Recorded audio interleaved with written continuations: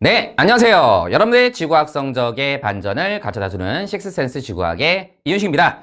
자, 여러분들 7월 모의고사 보느라고 고생 많이 하셨고, 자, 모의고사가 보는 어떤 회차가 조금 많죠, 그죠? 우리 좀 있으면 또 이제 9월 모의고사도 봐야 되고, 또 10월 달에 또 모의고사가 있죠, 그죠? 그래서 모의고사 볼 때, 여러분들이 모의고사만 보고서 그냥 끝내지 말고, 내가 점수가 어떻게 되는지를 잘 양상을 보면서, 앞으로 남은 기간 동안에 수능 때까지 어떻게 공부해야 될지 방향성을 자꾸 잡아야 됩니다. 알았지? 자, 간단하게 총평을 말씀드리자면, 7월 모의고사, 자, 교육청 모의고사답게, 뭐 그렇게 난해하거나 어려운 문제가 있지 않았습니다. 알았지? 공부를 열심히 했으면 충분히 점수가 나왔을 텐데 아직 우리가 수능 때까지는 시간이 많이 남아 있으니까 점수가 많이 잘 나오지 않았어도 너무 걱정하지 마시고 남은 기간 동안에 어떻게 계획을 세워서 공부할지가 훨씬 더 중요한 거예요. 알았지? 자, 1번부터 들어가도록 하겠습니다. 자, 하나, 둘. 자, 1번 문제. 자, 지금 보면은 풀른 구조론 문제가 나왔는데, 자, 지금 보니까 진파의 속도가 이쪽 색깔이 느린 색깔, 이쪽 색깔이 빠른 색깔이죠. 자, 그럼 봐봐. 진파의 속도는 얘들아, 매질의 밀도가 클수록 진파의 속도가 빠르다라고 말씀드렸고, 매질의 밀도가 크다는 얘기는 일반적으로 온도가 낮을수록 밀도가 크고 진파의 속도가 빠르다라고 내가 수업 때 말씀드렸습니다. 따라서 여기서 지금 진파의 속도가 느리게 나타나는 요 지점이 이렇게 올라가는 요게 바로 뜨거운 플룸이 상승하는 곳이라고 우리가 볼 수가 있겠지. 그래서 얘는 뜨거운 플룸이 상승하고 있다. 이렇게 볼 수가 있고요. 참고로 뜨거운 플룸이 상승하는 곳은 어디서 상승한다고 그랬어? 시험에 잘 나오잖아. 외핵과 멘틀의 경계에서부터 상승한다. 그래서 여기에 외핵이 있는 거고요. 여기에 멘틀이 있다라고 우리가 볼 수가 있고요. 참고로 공부를 열심히 하는 학생들은 알겠지만 보통 지하 2,900km가 바로 외핵과 멘틀의 경계라는 것도 우리가 알아두면 좋을 것 같습니다. 됐지? 자, 그 다음에 예를 보게 되면 요거 내가 수업 때 많이 말씀드렸잖아요. 여기 색깔이 짙게 있다는 얘기는 여기가 진파의 속도가 빠르다는 얘기고 진파의 속도가 빠르다는 얘기는 여기가 온도가 낮은 이러한 판이 이쪽으로 들어가고 있는 섭입형 경계라는 것을 우리가 모양을 보고서 판단할 수가 있는 거야. 그래서 지금 이 그림에서 여기 어디 부근은 판의 경계가 있을 거고요. 여기가 바로 해구가 있는 부분이다라고 우리가 판단이 가능할 것 같습니다. 자, 문제 조건에서는 발산형 경계와 수렴형 경계 중 하나에 위치한다고 했기 때문에 요게 수렴형 경계, 요게 발산형 경계라고 볼 수가 있겠네. 됐지? 선지 가보도록 할게요. 기억! A의 하부에는 뜨거운 플룸이 있다. 맞죠? 뜨거운 플룸이 상승하고 있습니다. 자, 참고로 쌤, 뜨거운 플룸이 상승하는 곳이 발산형 경계입니까? 쌤이 수업 때 그랬잖아. 뜨거운 플룸이 상승하는 곳과 발산형 경계가 100% 일치하는 건 아니지만 대서양 중앙 해령이라든가 이런 부분에서는 뜨거운 플룸이 상승할 수 있다라고 내가 말씀드렸죠. 그죠? 그래서 우리가 기본적으로 내가 수업 때 뭐라고 그랬냐면 대륙이 분리되기 위해서는 하부에서 뜨거운 플룸이 상승하면 대륙이 분리될 수가 있고 대륙과 대륙이 분리되면 열곡대가 만들어지고 이게 먼 미래가 되면 넓은 바다가 돼서 거기 부분은 해령으로 발전할 수 있다라고 내가 말씀드렸었잖아요. 그래서 우리가 발산형 경계와 뜨거운 플룸이 상승하는 곳은 어느 정도 맞물릴 수가 있다라는 거 기억을 해두시면 될 것 같습니다. 그래서 기억은 맞는 거. 니은 B에서 새로운 판이 생성되느냐? B는 판이 소멸되는 곳이죠. 섭입형이니까 생성되는 곳이 아니죠. 틀렸고요. 디귿 진파의 속도는 니은 지점이 기억 지점보다 빠르냐를 물어봤는데 니은은 자 진파의 속도가 어떨 수밖에 없어. 지금 보니까 속도가 느릴 수밖에 없다. 자, 그래서 니은 지점이 기억 지점보다 빠르다. 이것은 틀린 선지가 되겠네. 기억이 더 빨라야 됩니다. 정답은 1번입니다. 자, 2번 문제. 자, 우리 지질실의 문제가 될 텐데 이런 단어는 우리가 암기만 잘하면 되는 단원이잖아. 자, 이거 볼게요. 다세포 생물이 출현했습니다. 언제입니까? 자, 원생누대 때. 알았지? 원생누대 때 다세포 생물이 출현하는데 우리가 이제 원생누대의 시작과 함께 다세포 생물이 출현한 것은 아니고 원생누대 후반부쯤에서 다세포 생물이 출현한다는 것도 기억을 해두시기 바라고 우리가 시험 문제 많이 나오는 것 중에 뭐가 있었습니까? 에디아카라 동물군. 이게 바로 다세포 생물이라고 볼 수가 있는 거지. 됐고요. 그 다음에 양치식물이 출현한 시기는 고생대가 될 거고요. 거시식물이 출현한 시기잖아. 이거 좀 조심해야 돼. 내가 항상 출현이란 말하고 그 다음에 자 출현이란 말하고 번성이란 말은 좀 구분해줘야 된다 그랬잖아. 거시식물이 번성한 시기는 중생대지만 거시식물이 출현한 시기는 고생대 말부터 출현하는 거지. 그러니까 여기는 고생대 말이라고 볼 수가 있는 거야. 여기가 고생대 말. 됐지? 자, 그 다음에 공룡이 멸종한 것은 중생대 말. 백악기 말에 공룡이 멸종하죠? 그래서 여기는 백악기 말이니까 중생대 말이 되는 거고요. 이 중생대 말, 백악기 말에는 공룡도 멸종하고 암모나이트도 멸종한다는 거 기억을 해두시면 될 것 같습니다. 됐지? 선지 가볼게요. 기억! A기관의 방추충이 멸종하였냐를 물어봤는데 방추충, 그 다음에 삼엽충은 내가 기억하라 그랬어. 삼엽충과 방추충은 폐릉기 말, 즉 고생대 말에 멸종합니다. 알았지? 그래서 여기서 A기관의 방추충이 멸종하였냐에서 요 A기관은 아직 폐릉기 말이 아니란 말이야. 그치? 그러니까 요것은 틀린 선지라고 봐야 된다는 거지. 됐죠? 자, 그 다음에 니은 선지. B기관에 생성된 지층에서는 삼엽충 화석이 발견되냐를 물어봤는데 B기관은 양치식물이 출현한 시기도 고생대고요. 그 다음에 여기 거시식물이 출현하는 시기도 고생대 말에 해당이 되기 때문에 B는 고생대에 포함이 돼. 그래서 여기는 삼엽충화석이 발견된다는 맞는 선지가 되겠죠. 됐지? 참고로 얘들아, 이 양치식물이라고 한다면 이 양치식물이 고사리 같은 녀석이기 때문에 우리가 석탄층 알죠? 그죠? 석탄층이 보통 이렇게 만들어지는 거란 말이야. 그래서 우리가 고생대 중에서 석탄기가 있잖아. 그게 바로 이제 양치식물하고 관계가 있다라고 생각을 해주면 되는 거야. 됐지? 자, 디귿선지. C 기간에 판기하가 분리되기 시작하였느냐? 자, 판기하는 얘들아 고생대 말에 형성돼서 중생대 초부터 분리되기 시작한 거잖아. 이거 내가 기억하라고 그랬지? 그럼 C 기간이라고 했으니까 여기를 얘기하는 거잖아. 고생대 말과 중생대 말 사이니까 판기하가 분리되기 시작하였다. 맞는 선지라고 볼 수가 있는 거지. 이런 단어는 암기만 잘하면 틀리지 않을 수 있는 아주 쉬운 단어라고 볼 수가 있는 거야. 쉬운 문제라고. 정답은 4번이 정답이 되겠습니다. 자, 3번 문제 들어가도록 하겠습니다. 그림은 어느 지역의 지질 단면을 나타낸 것이다 라고 되어 있어요. 자, 일단 볼게요. 선지 보면서 가보겠습니다. 이 지역에서는 난정압이 나타난다. 자, 난정압이라고 하는 것은 부정압면 밑에 화성암이라든가 혹은 변성암이 있는 경우에 내가 난정압이라고 한다고 그랬어.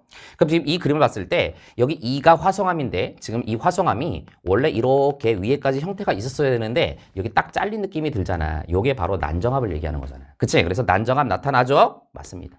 그치? 물론 우리가 이렇게 물을 수는 있어. 여기를 물었을 때는 난정압이라고 볼 수가 있지만, 그치? 만약에 시험 문제에서 여기 부분을 묻지 않고 여기 부분을 물었다라고 한다면 여기는 난정압이 아니겠죠. 그죠? 여기는 우리가 뭐 평행부정압이라든가 이런 것들이라고 우리가 볼 수가 있는 거야. 알았지? 어쨌든 간에 여기는 난정압이 있으니까 맞는 거. 단층 QQ'은 단층 PP'보다 먼저 형성되냐를 물어봤는데, 자, 지금 봐봐. 단층이 지금 여기 두 개가 있는데 여기가 있고요.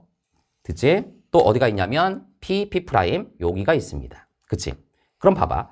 지금 이 그림에서 우리가 확인할 수 있는 건 어떤 단층이 먼저 만들어졌나를 물어봤는데 지금 이 QQ'은 요 2라고 하는 화성암에 영향을 줬어 안 줬어? 영향을 줬죠. 따라서 이 2라고 하는 화성암이 먼저 관입되고 그 이후에 단층이 있었던 거야. 그치? 근데 이쪽을 봐봐. 이쪽에 보게 되면 PP'은 이쪽에 있는 여기는 이 화성암에 영향을 줬어 못 줬어? 영향을 못 줬어.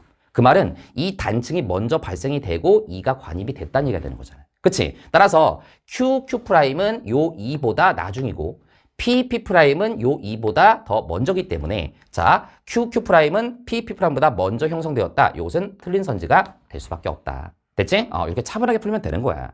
자, 디귿선지. 암석의 생성소를 물어봤는데 자, A가 가장 먼저냐? 일단 A라고 놓고 그 다음에 E라고 했는데 그 다음에 B라고 했어. 그럼 A 다음에 E가 관입되고 B? 말도 안 돼. 그치? B가 먼저 있었고 E가 들어온 거잖아. 그치? 그러니까 일단 여기서부터 순서가 얘네들이 바뀌었어. 그래서 자, A 다음에 B. B가 쌓인 다음에 E가 들어왔겠지. 그 다음에 또 보자. C가 있어. C가 있고 그 다음에 DF라고 했는데 C 다음에 DF가 아니고 그치? C 다음에 F가 관입이 되고 부정합이 있은 다음에 다시 D가 쌓인 거잖아. 그래서 요것도 지금 순서가 바뀐 거야. 됐지? 그래서 이 문제에서는 묻진 않았지만 여기도 지금 잘린 느낌이 들기 때문에 여기도 뭐가 있는 거다? 부정합이 있는 거다. 그래서 F가 관입된 다음에 부정합 그 위에 D가 있는 거로 해석을 해줘야 되겠지. 그래서 어쨌든 간에 여기도 틀렸고 여기도 틀렸으니까 무조건 틀린 선지.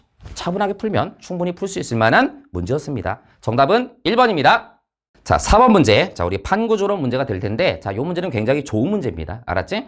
선생님이 옛날에 만든 모의고사 문제 중에서도 요거랑 유사한 문제의 형태가 있었는데, 자, 굉장히 자료 해석적으로 좋은 문제라고 볼 수가 있어. 자, 볼게요.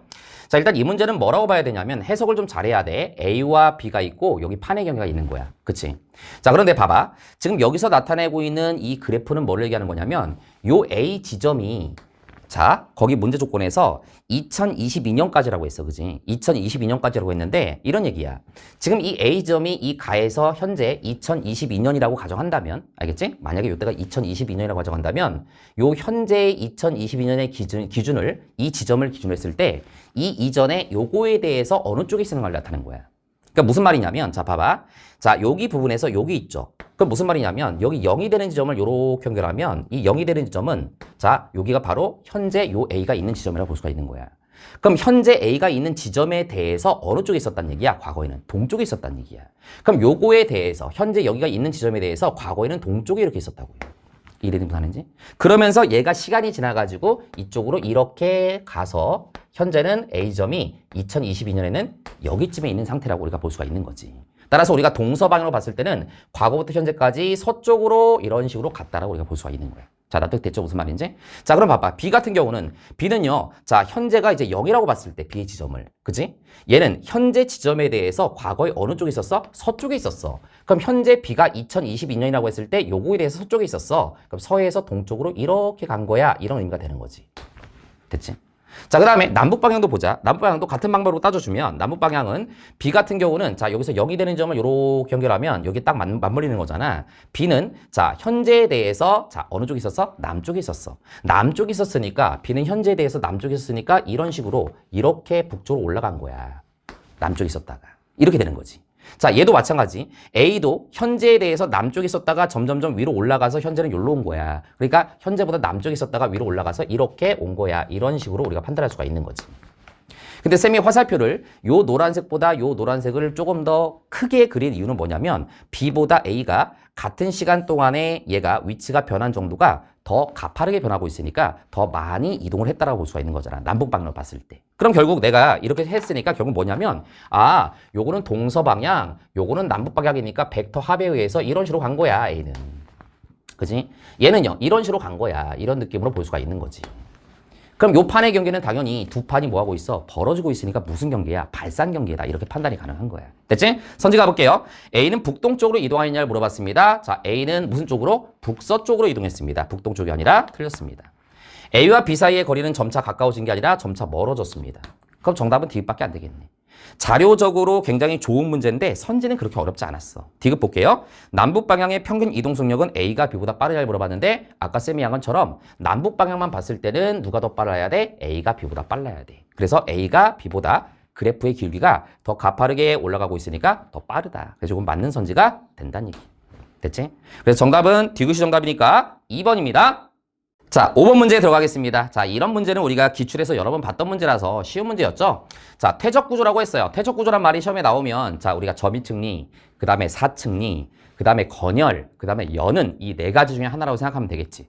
그럼 여러분들 실험 과정을 다 읽어봐서 알겠지만, 여기에 뭐 흙이라든가, 진흙, 그 다음에 모래, 그 다음에 자갈, 이렇게 입자의 크기가 서로 다른 애들을 여기 비커에 넣고서, 그 다음에 여기다가 흙탕물을 만들어서 여기다 붓는다고 돼 있어. 그럼 당연히 입자가 큰 애가 먼저 떨어지고 입자가 작은 애가 나중에 떨어진다. 이것은 바로 뭘 얘기하는 거야? 점이층을 얘기하는 거잖아.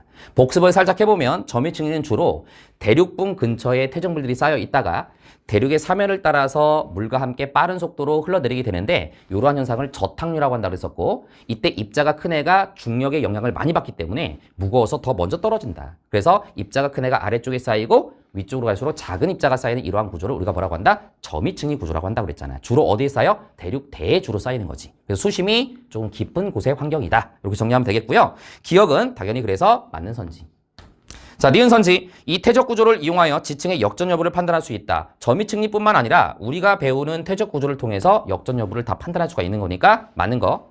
디귿 선지. 이 퇴적 구조는 주로 수심이 얕은 곳에서 파도에 의해 형성된다. 아닙니다. 요것은 바로 연은에 대한 설명이야. 파도에서 형성되는 건. 알겠지? 점이층리는 수심이 깊은 환경이다. 이렇게 볼 수가 있는 거지. 됐지? 그래서 기억 니은이 정답이니까 정답은 3번입니다. 자, 6번 문제에 들어가도록 하겠습니다. 자, 해수의 성질 관련된 문제인데 뭐 역시 어렵지 않은 문제였습니다. 자, 일단 볼게요. 염분은 B가 C보다 높냐 낮냐를 물어봤네. 자, 염분은 요걸 물어보는 거니까 B가 여기 찍히고 그 다음에 C가 여기 찍히네. C는 32.5 PSU 정도가 되고요. B 같은 경우는 32 PSU가 되는 거니까 C가 염분이 높네요. 그래서 B가 C보다 낮다라고 했으니까 요건 맞는 선지. 됐지? 자, 니은 선지. 자, 밀도는 A가 B보다 크냐 작냐를 물어봤는데 밀도는 수온이 낮을수록 염분이 높을수록 밀도가 큰 거잖아. 근데 봤더니 A하고 B를 봤더니 A하고 B는요 지금 수온이 똑같아요. 왜? 동일한 등수온선 17도씨에 해당되는 곳에 있으니까 수온이 같다 이거야. 그럼 염분에 의해서 밀도가 결정이 되겠네. 그럼 A하고 B를 봤을 때 A는 지금 여기 찍히고 한 31 PSU 정도 대략적으로. B 같은 경우는 한 32 정도에 찍히잖아. 그지? 똑같진 않지만 얼추 그 정도에 찍히는 거야. 그러니까 염분이 누가 높아? B가 더 높으니까 밀도는 A가 B보다 크다. 틀렸어. B가 더 커야 돼. 됐지? 자, 디귿 선지.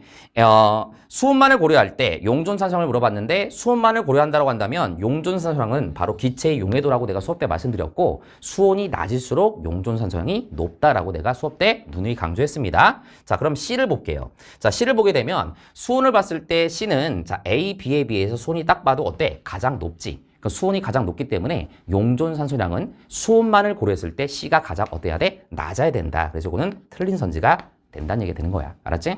참고로 우리가 용존산소량은 기체의 용해도기 때문에 수온이 낮을수록 용존산소량이 높고요.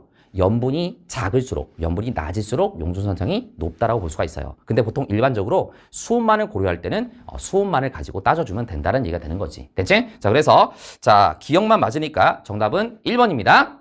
자, 7번 문제. 자, 표층이류의 순환과 관련된 문제가 될 텐데, 자, 여기는 뭐를 얘기하는 거야? 대서양이야. 대서양 중에서 북대서양, 북방부 쪽을 얘기하는 거라고 볼 수가 있습니다. 태평양은 아니에요. 알았지?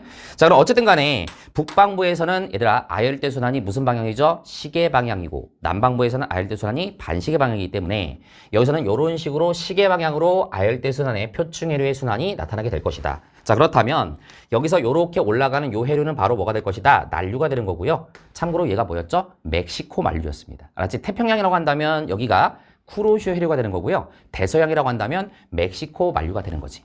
그 다음에 여기는 편서풍의 영향으로 이렇게 서해에서 동쪽으로 가는 얘가 바로 뭐예요? 북대서양 해류가 되는 거야. 됐지? 자, 그 다음에 여기서 고위도에서 저위도 쪽으로 대양의 경계를 따라서 이렇게 내려가는 한류가 있겠죠? 요 한류가 바로 카나리아 해류입니다. 참고로 내가 대서양 쪽까지는 표층해류의 명칭을 외워두는 게 안전하다라고 내가 말씀드렸어요. 그래서 잠깐 얘기하자면 이렇게 무역풍 영향으로 가는 요게 바로 뭐가 되는 거야? 북적도 해류. 요건 태평양하고 명칭이 똑같아. 알았지? 북적도 해류, 그 다음에 멕시코 만류, 북대서양 해류, 카나리아 해류 이렇게 우리가 이어진다고 생각할 수가 있는 거야. 됐지? 어쨌든 A에서는 난류가 흐르고요. 자, 써볼게요. 난류가 흐르고요. 그 다음에 여기는 이 B에서는 뭐가 흐른다? 여기는 한류가 흐르는 해역이다. 이렇게 정리하면 되겠습니다. 선지 갑니다.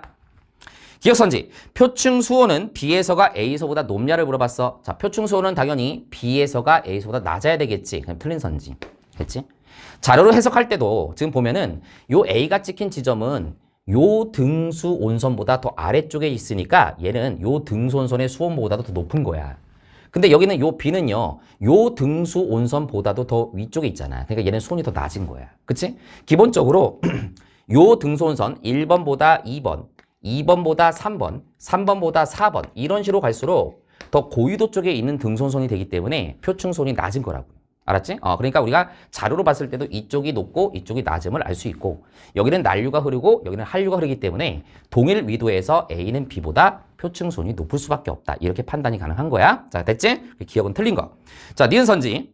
C의 표층해류는 편서풍에 의해 형성된다. 맞죠? C는 북대서양 해류가 되는 거고요. 편서풍의 영향으로 서에서 동쪽으로 흐르는 해류가 되겠지. 그지? 자, 그래서 C의 표층해류는 편서풍에 의해 형성된다. 이건 맞는 선지가 되는 겁니다.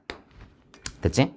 자, 근데 이 문제에서는 A, B, C는 주요 표층해류가 흐르는 해역이라고 했잖아. 그치? 그래서 C의 표층해류는 뭐 정확히 얘기한다면 C에 흐르는 표층해류는 이 뜻으로 우리가 냈다라고 볼 수가 있는 거고 어쨌든 맞는 거. 디귿선지. A의 표층해류는 즉 A에 흐르는 표층해류는 고위도 방향으로 에너지를 이동시킨다. 자, 난류니까 저위도에서 고위도로 에너지가 전달이 되니까 맞는 선지가 되겠죠. 됐지? 어렵지 않은 문제. 니은 디귿이 정답이니까 정답은 4번입니다. 자, 8번 문제. 자, 심층순환 문제가 되겠습니다. 자, 일단 볼게요. 지금 A하고 B 중에 하나는 표층수고 하나는 심층수라고 했는데 우리가 이런 문제도 기출에서 여러 번 많이 했었던 거잖아. 딱 보니까 여기 기역이 바로 뭐예요? 그렇지. 그린란드 근처의 해역이잖아. 자, 그래서 우리가 북방부, 극지방 쪽에 그린란드 해역에서부터 침강하는 게 북대서양 심층수가 침강하는 거죠. 그래서 기역 지역에서는 심층수가 형성되는 곳이다. 그럼 심층수가 형성되는 곳이라는 얘기는 무슨 말이냐면 지금 화살표로 봤을 때 이런 식으로 이렇게 가고 있잖아. 표층수가 이렇게 가다가 그지? 요 지점들, 요 지점이라든가 혹은 요 지점에서 자, 얘가 밀도가 큰 해수가 밑으로 침강을 한다. 따라서 여기서 침강이 돼서 이쪽으로 이렇게 쌤이 지금 그리는 이 보라색 라인으로 이렇게 가는 이 방향은 이제 북대서양 심층수가 흐르는 방향이라고 우리가 판단할 수가 있는 거잖아요. 그치? 그래서 침강된 해역이 있다는 얘기는 여기서 올라가는 얘는 표층수가 되는 거고 침강이 돼서 이렇게 내려가는 얘는 뭐가 될 수밖에 없어? 심층수가 될 수밖에 없는 거잖아. 요게 바로 북대서양 심층수가 되는 거죠. 따라서 지금 이 그림에서 자료로 봤을 때 요 B가 북대서양 심층수고 A는 바로 표층수가 된다. 이렇게 일단은 판단이 가능할 것 같아요. 됐지? 그 다음에 자, 요 니은 같은 경우는 여기가 바로 남극 외대래 근처에서 침강하는 바로 남극 저층수가 만들어지는 곳이잖아. 그래서 니은은 남극 저층수가 만들어지는 곳이다. 우리가 문제에서 많이 나왔던 내용이니까 어렵지 않게 생각할 수 있을 것 같아요. 됐지? 자, 요거 가지고 선지 들어가도록 할게요.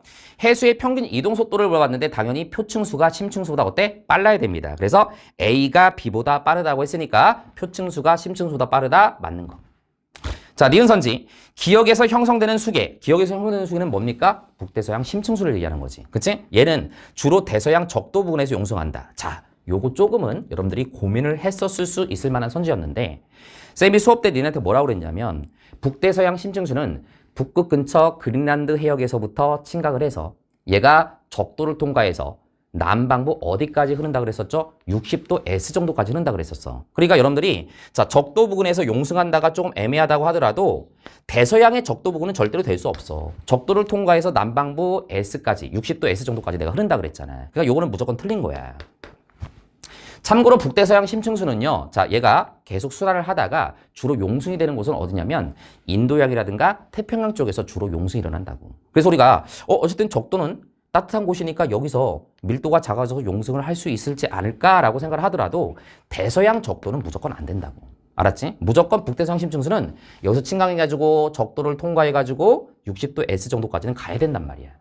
그러니까 지금 이 그림에서도 여기 근처에서 용승이 일어날 수는 없는 거지. 됐지? 그래서 이것은 틀린 선지라고 볼 수가 있다. 알겠지? 자, 그 다음에 디귿 선지. 해수의 평균 밀도는 기역에서 형성되는 수계는 북대서양 심층수, 니은에서 형성되는 수계는 남극 저층수가 되기 때문에 남극 중층수, 그 다음에 북대서양 심층수, 그 다음에 남극 저층수로 갈수록 밀도가 크다라고 우리가 볼 수가 있는 거잖아. 따라서 기역에서 형성되는 수계가 니은에서 형성되는 수계보다 크다. 이것은 틀린 선지가 될 수밖에 없다. 알았지? 중심저로 갈수록 밀도가 크다라고 외워두셔야 됩니다. 정답은 1번입니다. 자, 9번 문제 들어가도록 하겠습니다. 자, 절대 연령 문제가 9번으로 나왔네요. 자, 일단 볼게요. 일단 이 가의 그림에서 봤을 때 P하고 Q에는 방사성 원소 X와 Y가 각각 하나씩 들어있다라고 돼 있는 거야. 알았지? 그럼 일단은 이런 문제가 나왔을 때 우리 많이 연습했잖아. P하고 Q 중에서 누가 나이가 많아 딱 봐도. 지금 보니까 이 Q하고 P를 봤을 때는 Q의 나이가 무조건 많다고. 그지? 이 Q는요, 이 단층선의 영향을 받았지만 이 P 같은 경우는 단층 이후에 들어왔잖아. 따라서 P의 나이가 더 적을 수밖에 없다고. 그래서 Q의 나이는 P의 나이보다 더 많아야 된다. 됐지? 자, 그 다음에 여기서 반감기를 따져보자. 반감기를 따질 때 항상 방사선원소 함량이 50%를 찾으면 되겠지. 50을 연결했을 때 X 같은 경우는 여기 찍히니까 반감기가 2억 년. 알았지? Y 같은 경우는 이렇게 연결하면 되는 거니까 반감기가 1억 년이 될 거란 말이야. 일단 됐죠? 자, 그런데 이 문제에서 굉장히 문제가 쉬워질 수밖에 없는 단서가 있어. 자, 네 번째 줄을 보게 되면 방사성 원소의 함량은 같대. 그러니까 현재 남아있는 P와 Q에 들어있는 방사성 원소의 함량이 같다는 얘기야. 그러면 자, X가 반감기가 길어요? Y가 반감기가 길어요? X가 반감기가 길잖아. 반감기가 긴 녀석이 당연히 나이가 많은 암석 속에 들어갈 수밖에 없는 거야. 왜? 현재 함량이 똑같은 거니까. 맞잖아, 그지? 그래서 우리가 어떤 암석의 나이라고 하는 것은 방사성 원소의 반감기 곱하기 반감기 횟수가 되는 건데 지금 여기서 반감기 횟수는 지금 똑같을 수밖에 없다고. 왜? 함량 퍼센티지가 똑같으니까. 그러니까 당연히 반감기가 긴 X가 나이가 많은 암석 속에 들어갈 수밖에 없는 거잖아. 따라서 여기에 들어있는 게 바로 X가 되는 거고요. 여기 들어있는 게 Y가 된다. 이렇게 일단은 매치가 가능하다. 됐죠? 선지 가볼게요. 이 지역에서는 정단층이 나타나냐를 물어봤는데 지금 단층선이 있어요. 자, 요렇게 단층선이 있는데 자, 누가 상반이야? 왼쪽이 상반. 상반이 하반에 대해서 올라갔습니까? 내려갔습니까? 내려갔잖아. 그치? 좀 헷갈리는 학생들은 여기만 보면 돼요. 자, 여기 부분하고 지금 여기 부분이 어때요? 원래는 연결돼 있어야 되는데 지금 끊어진 느낌이 들지. 그 말은 얘가 얘에 대해서 밑으로 내려가 있으니까 상반이 하반에 대해서 내려가 있어. 정단층 맞죠? 뭐가 작용했어? 장력이 작용했어. 자, 니은 선지. P에 포함되어 있는 방사성 원소는 X냐? P에 포함되어 있는 것은 Y입니다. 디귿 선지. 조금 생각했어야 될 선지였어요. 현재로부터 1억 년 후 Y의 양분의 Y의 자원소 양은 7보다 크냐 장을 물어봤어. 그럼 봐봐. Y의 양은 방사성 원소고 Y의 자원소 양이니까 7이란 얘기는 얘가 1일 때 얘가 7이 되는 거잖아. 그지? 그럼 우리가 7보다 크냐 작냐의 말의 의미는 방사성 원소와 자원소가 모원소 대 자원소가 1대 7일 때가 딱 7이 되는 거거든. 그럼 1대 7이라는 얘기는 무슨 말입니까? 전체 8에 대해서 모원소가 1만큼이 남아있을 때를 얘기하는 거야. 그지? 그러니까 8분의 1만큼이 남아있으면 모원소가 이게 7이 나온다 이거지. 그럼 반감기가 몇 번 와야 되는 거야? 3번. 그치? 3회가 오게 되면 딱 이게 7의 숫자가 나오게 된다는 거지. 자, 근데 이 문제에서 중요한 힌트가 바로 뭐냐면 석회암에서는 삼엽총화석이 산출된대요. 그럼 석회암이 여기 있는데요. 여기에 삼엽충이 나온대. 자, 삼엽충은 고생들을 대표하는 표준화석이고요. 이 삼엽충은 고생대 전 기간에 걸쳐서 생존을 했기 때문에 자, 이 석회암은 연령을 우리가 범위를 설정한다면 현재로부터 약 5.4억 년 전부터 현재로부터 약 2.5억 년 전까지가 이 삼엽충이 생성될 수 있는 어떤 범위가 되는 거잖아. 그러면 얘들아 봐봐. 지금 여기서 Y를 물어봤으니까 Y는 P암 속에 있는 거잖아. 근데 이 P는 이 석회암보다 더 먼저 들어왔지. P가 들어오고 부정합 이후에 이 석회암이 생성이 된 거잖아. 그럼 이 석회암은 현재로부터 5.4억 년 전에서부터 현재로부터 2.5억 년 전까지 만들어질 수가 있기 때문에 이 P는 적어도 2.5억 년의 나이보다 더 어때야 돼? 많아야 된다는 우리가 논리가 성립이 된다는 거지. 알았지? 다시 한번. 이런 문제 자주 나오는 거잖아. 이 P가 나이가 더 많고 석회암이 나중에 들어왔다는 얘기는 이 석회암이 생성될 수 있는 가장 적은 시점보다는 얘가 나이가 많아야 된다는 성립이 되는 거야. 따라서 P는 2.5억보다는 나이가 많아야 돼. 알겠지? 그럼 P가 2.5억보다 나이가 많으려면 Y가 지금 봤을 때 반감기가 얼마예요? 1억이잖아. 그럼 반감기가 한 번 오면 1억 년, 두 번 오면 2억 년이잖아. 그럼 적어도 이 P는요, 현재 입장에서 반감기가 두 번보다는 더 진한 상태가 돼야 돼. 맞지, 그지? 두 번보다는 더 진한 상태가 돼야 된다고. 그지? 최소한 이렇게 돼야 된다는 얘기야. 그러면 여기서 현재로부터 1억 년 후라고 했으니까, 현재로부터 1억 년이 또 지나? 현재 두 번보다 더 많은 반감기가 지난 상태가 돼야 되는데 1억 년이라는 시간이 지나게 되면 반감기가 한 번 더 추가가 되는 거잖아. 그러니까 이렇게 돼버리면 1억 년 후가 되면은 어떻게 돼야 돼? 반감기가 적어도 3번 이상이 돼야 된다는 얘기야. 그럼 반감기가 딱 3번 왔을 때가 얘가 7이 되는 숫자니까 7보다 크다가 맞는 선지가 될 수밖에 없다는 얘기가 되는 거지. 3번보다는 더 지났어야 된다는 얘기가 되는 거니까. 3번보다 더 지났다는 얘기는 자원수 양이 더 많아졌어야 되는 거니까 7보다 크다가 맞는 선지가 될 수밖에 없다. 이렇게 풀어줘야 되는 문제예요. 알았지? 그래서 우리가 이 반감기 문제는 어려운 문제를 여러분들이 많이 연습을 했기 때문에 아마 조금 공부를 열심히 한 학생들은 디귿을 충분히 풀 수 있었을 거라고 선생님이 생각이 들어요. 됐지? 그래서 기억 디귿이 정답이니까 정답은 3번입니다. 자, 10번 문제. 자, 고지자기 문제 나왔습니다. 자, 볼게요. 일단 현재 지게 A와 B가 있고요. 자, 색깔을 좀 구분해 볼까요? 지게 A에서 추정한 고지자기극의 위치는 자 80MA, 60MA, 40MA, 20MA, 0MA 이렇게 가는 거야. 됐지? 그 다음에 지게 B 같은 경우는 요건데 비계 G에서 추정한 고지자기극의 경로는 80, 60, 40, 20, 0MA 이렇게 가는 거야. 됐지? 자, 이거 가지고 일단 선제 한번 들어가 볼게요.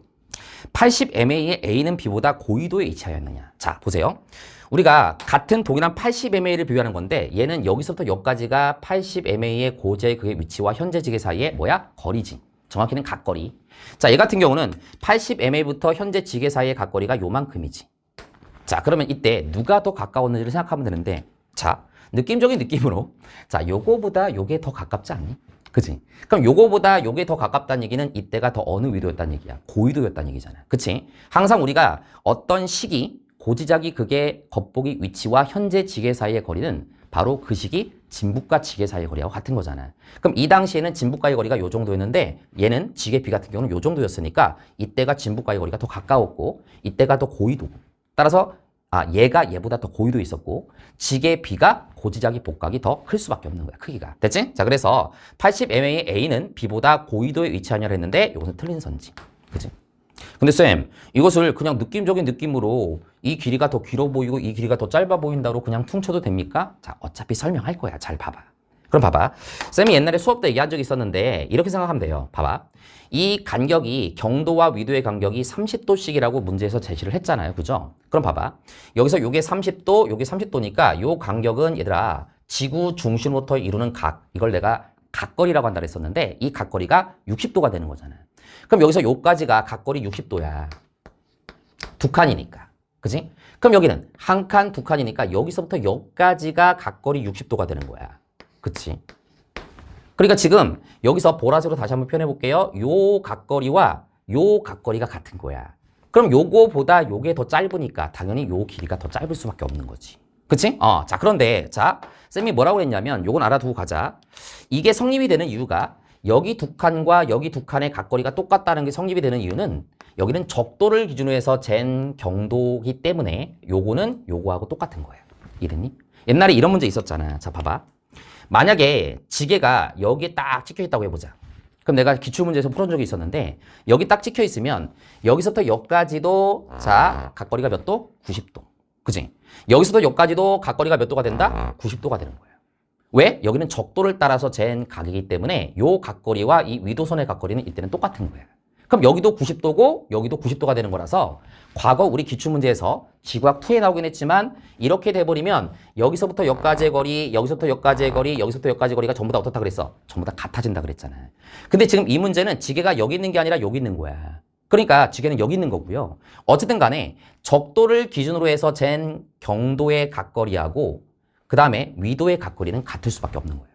근데 여러분들 뭐는 안 된다는 얘기야? 자, 예를 들어서 자 여기서부터 여기까지 요렇게 여기 두 칸이지.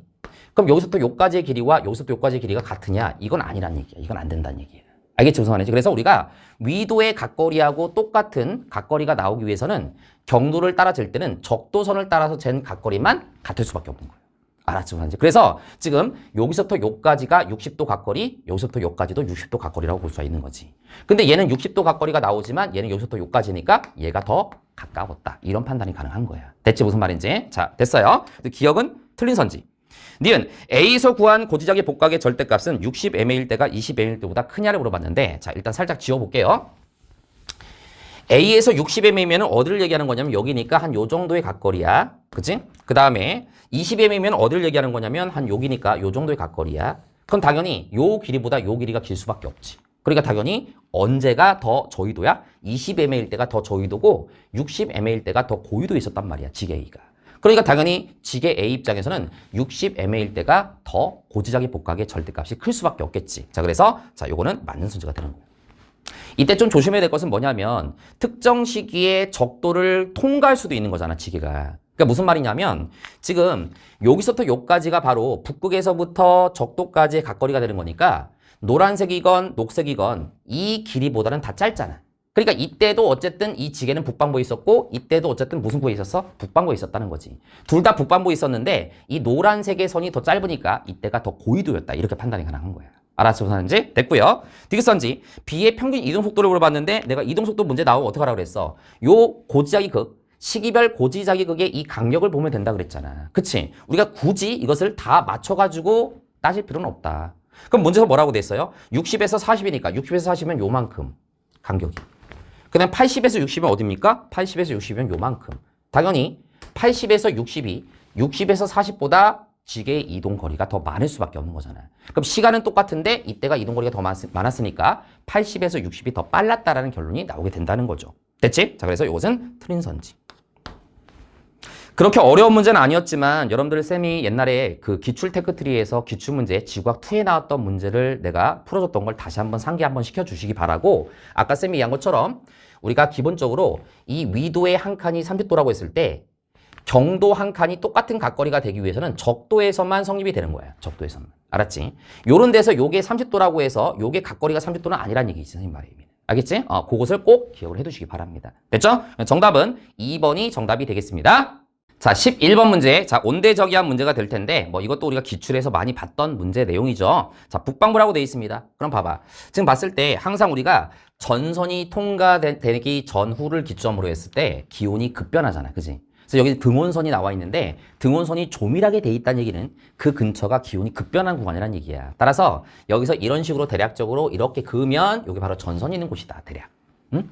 여기도 마찬가지로 이렇게 대략 그으면 여기 이제 전선이 있는 곳이다. 뭐 정확하진 않지만 이런 느낌으로 전선이 있다는 얘기야. 됐지? 그럼 기울기를 봤을 때 이렇게 뻗어 있으니까 한랭전선, 이렇게 있으면 온난전선. 따라서 여기는 한랭전선이 이렇게 있구나라는 것을 알 수가 있고 그 다음에 여기 같은 경우는 한랭전선이 이쪽에 이렇게 있으니까 이 A 지점은 무슨 전선이 통과됐다? 한랭전선이 통과됐다. 이렇게 판단이 가능한 거야. 됐지? 요거 우리 평가원 문제에서도 이런 문제 많이 나왔었어요. 됐지? 자, 기억선지. A를 통과한 전선은 온난전선이 아니라 한랭전선이니까 틀렸어. 니은선지. 가에서 A의 상공에는 전선면이 나타나느냐? A는 지금 여기 있고요. 여기 상공에는 전선면이 없죠. 자, 전선면은 찬 공기가 파고들고 따뜻한 공기가 이렇게 올라타는 거니까 여기 상공에 전선면이 나타나잖아. 그러니까 여기는 전선면이 없다. 틀렸습니다. 됐지? 자, 디귿선지. 이 기간에 A의 풍향은 시기의 방향으로 바뀌냐? 자, 온대저기압 중심의 남쪽에 위치한 관측소. 좀 더 정확히는 관측소의 북쪽에 온대저기압 중심이 통과되는 경우는 시간이 지남에 따라서 풍향은 무슨 방향으로? 시계 방향으로 바뀌어간다. 이거 맞는 선지가 되는 거고요. 좀 더 디테일하게 들어간다면 여기는 한랭전선이 통과되기 전이니까 남서풍 계열의 바람이 불고요. 여기는 한랭전선이 통과된 후가 되는 거니까 북서풍 계열의 바람이 분다라고 대략적으로 판단이 가능합니다. 됐지? 자, 그래서 디귿이 정답이니까 정답은 2번입니다. 자, 12번 문제. 자, 우리 생명 가는 지대 문제 나왔습니다. 자, 문제 조건에서 이 A, B, C의 각각의 중심별이 있다고 돼 있고 이 중심별은 무슨 성이라고 돼 있어? 주기현성이라고 돼 있습니다. 그럼 같은 주기현성끼리는 표면 온도가 높을수록 광도도 크고 질량도 큰 거니까 지금 이쪽 위로 갈수록 더 질량이 크고 광도 L이 큰 주기현성이라고 우리가 볼 수가 있는 거지. 됐지? 그래서 지금 이 세 개의 행성 중에서 중심별의 질량과 강도가 가장 큰 것은 바로 A의 중심별이 된다. 이렇게 판단이 가능한 거예요. 됐지? 선지 가볼게요. 광도는 A의 중심별이 C의 중심별보다 크다. 맞죠? 니은 선지. 생명간에 대해 폭은 A의 중심별이 C의 중심별보다 넓냐를 물어봤는데 당연히 광도가 클수록 생명간에 대해 거리도 멀어지고 폭도 넓어지는 거니까 A의 중심별이 C의 중심별보다 넓다. 맞는 거. 됐지? 디귿선지. 중심별로부터 단위 시간당 다니면서 받는 복사 에너지량은 B가 C보다 많냐를 물어봤는데 자 이거는 뭐 그냥 읽으면 되는 거잖아. B는 지금 봤더니 여기에 떨어지고 C는 봤더니 여기에 떨어지잖아. 요 S가 뭔데요? 중심별로부터 단위 시간당 다니면서 받는 복사 에너지니까 당연히 B가 더 많이 받고 B가 더 적게 받고 C가 더 많이 받는 것을 알 수가 있는 거잖아요. 아주 쉬운 문제였습니다. 그래서 이것은 틀린 선지가 되겠네요. 기역, 니은이 정답이니까 정답은 3번입니다. 자, 13번 문제 들어가도록 하겠습니다. 자, 우주론 문제가 될 텐데 딱 보니까 이건 뭘 얘기하는 거야? 아, 여기서 이렇게 올라갔으니까 여기 니은 시점이 바로 급팽창 시점. 그지? 급팽창 이론, 인플레이션 이론을 얘기하는 거잖아. 이 급팽창 이론은 빅뱅에서 설명할 수 없는 세 가지를 설명하기 위해서 등장한 이론이고요. 자, 정리를 하자면 우주의 지평선 문제. 두 번째는 우주의 평탄성 문제. 세 번째는 자기 홀극, 자기 단극자의 문제를 설명한다. 됐지? 그랬을 때 요 니은에서 급팽창이 일어난 시점이 되는 거고요. 이 급팽창 시점은 뭐보다 빠르게 팽창했다? 우주가 빛보다 더 빠르게, 광속보다 더 빠르게 팽창한 시점이 있었다. 이렇게 얘기를 하는 거잖아. 그때 우리가 정리할 때 어떻게 정리했냐면 급팽창이 일어나기 전에는 자 봐봐. 우주의 실제 크기가 이렇게 빨간색으로 표현한다면 우주의 지평선보다 더 작은 시기였어. 이때가 바로 기역 시기가 되는 거지. 그치? 이때 우주의 실제 크기는 우주의 지평선보다 작았기 때문에 이때 서로 자 얘들아 이 안에서 서로 상호작용을 할 수가 있었다. 그래서 지금은 우주의 지평선 정반대편에 있는 두 지점은 서로 정보를 교환할 수가 없지만 상호작용할 수가 없지만 과거에 이러한 시기가 있었기 때문에 이때 상호작용을 할 수가 있었고 상호작용을 한 다음에 섞인 다음에 멀어졌기 때문에 현재 서로 반대편에 있는 우주의 지평선 근처 두 지점은 서로 닮아 있을 수가 있어서 우주 배목사의 온도가 거의 비슷하게 나타난다. 똑같진 않지만 거의 비슷하게 나타난다. 이게 바로 우주의 지평선 문제를 설명하게 되는 거죠. 그럼 봐봐. 요 디귿 같은 경우는 급팽창 일어난 이유가 되는 거니까 이때 우주의 크기가 빛보다 더 빠르게 팽창을 했고 이 상황에서 우주의 지평선을 따라잡은 거지. 그치? 그래서 요 시점이 돼버리면 우주의 실제 크기가 뭐 예를 들어서 이렇게 돼 있다고 했을 때 우주의 지평선이 오히려 우주의 실제 크기보다 이 시점에서는 더 작은 상태, 이러한 상태라고 우리가 볼 수가 있게 된다는 거지. 됐지? 자, 그래서 요 나에서의 상황은 문제에서 기역식이라고 했기 때문에 급팽창 이후가 되는 거야? 이전이 되는 거야? 이전이 되는 거잖아. 그래서 급팽창 이전이니까 이 B가 더 작으니까 여기가 바로 우주의 크기가 되는 거고요. 요 A가 바로 우주의 지평선의 어떤 상황이다. 이렇게 우리가 판단이 가능하다라는 겁니다. 됐지? 자, 선지 가볼게요. A는 우주의 지평선이냐? A는 우주의 지평선이 맞아요. 니은 시기의 우주는 빛보다 빠른 속도로 팽창한 적이 있다? 맞습니다. 디귿선지. 우주의 온도는 니은 시기가 디귿 시보다 높냐를 물어봤는데 우주의 온도는 당연히 시간이 지나면서 우주의 온도는 점점 어떻게 돼? 낮아져야 되는 거잖아. 따라서 기역보다는 니은보다는 디귿으로 갈수록 우주의 온도는 어떻게 된다? 낮아진다. 왜? 우주의 공간이 계속 팽창하기 때문인 거지. 됐지? 그래서 디귿선지, 요거는 맞는 선지가 된다.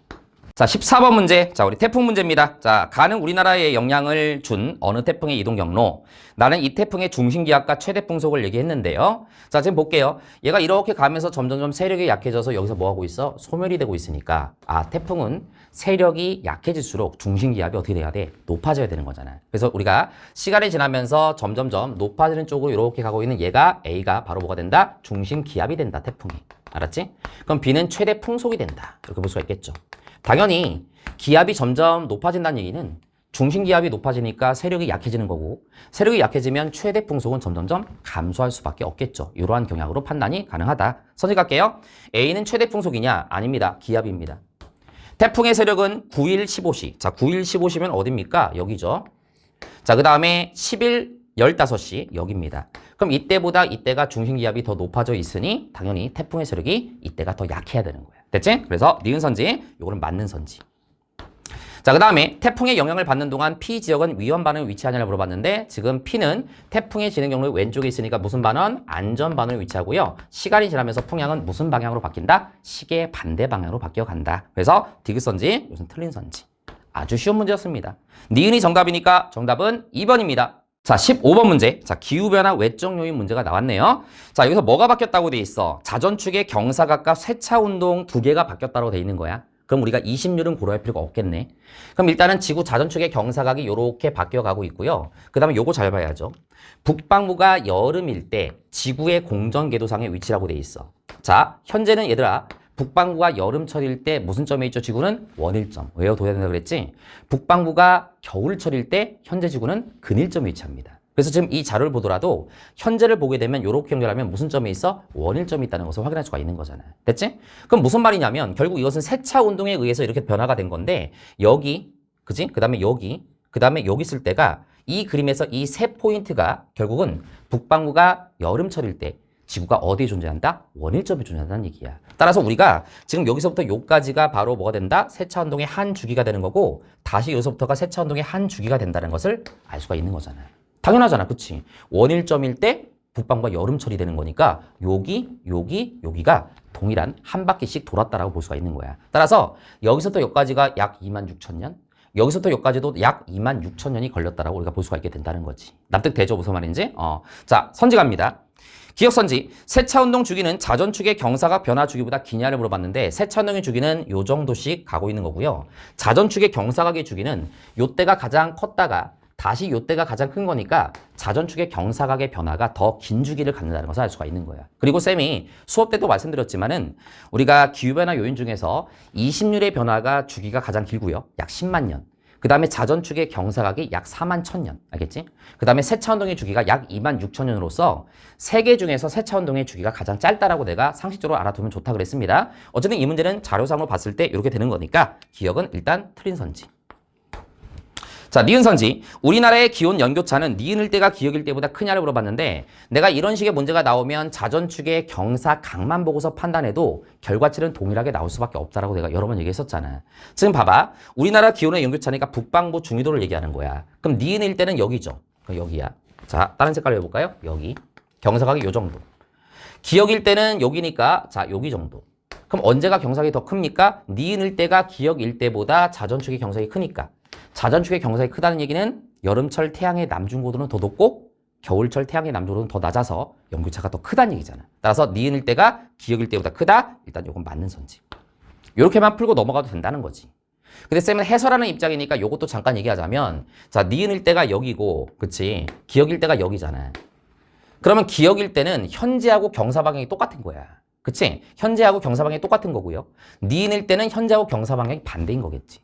굳이 얘기한다면 여기는 현재로부터 26,000년 전이 되는 거고 여기는 현재로부터 13,000년 전 정도라고 우리가 볼 수가 있는 거잖아. 그치? 그럼 내가 이것도 외워두면 좋다 그랬잖아. 현재는 경사 방향으로 봤을 때 북방부의 연교차는 작은 상태라 그랬잖아.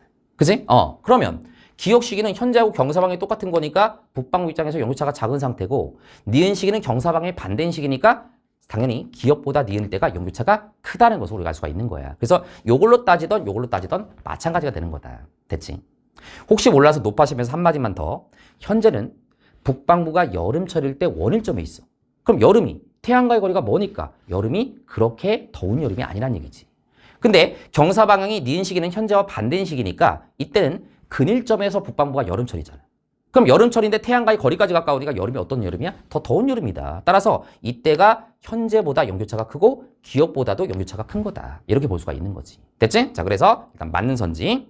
자, 디귿 선지. 우리나라의 여름철 평균 기온은 현재하고 기역일 때를 비교하라고 돼 있는데 자, 봐봐. 현재하고 기역을 보게 되면 경사 방향으로 봤을 때는 둘 다 똑같다고요. 그럼 이걸 보면 안 되지. 이제 이걸 봐야 되겠지. 그치? 그럼 현재 입장하고 그 다음에 기역 시기를 보게 되면 언제가 경사각이 더 큽니까? 현재가 경사각이 더 크다고요. 그럼 현재가 자전축의 경사각이 더 크니까 얘들아 여름철 태양의 최대 고도는 더 높을 수밖에 없는 거지.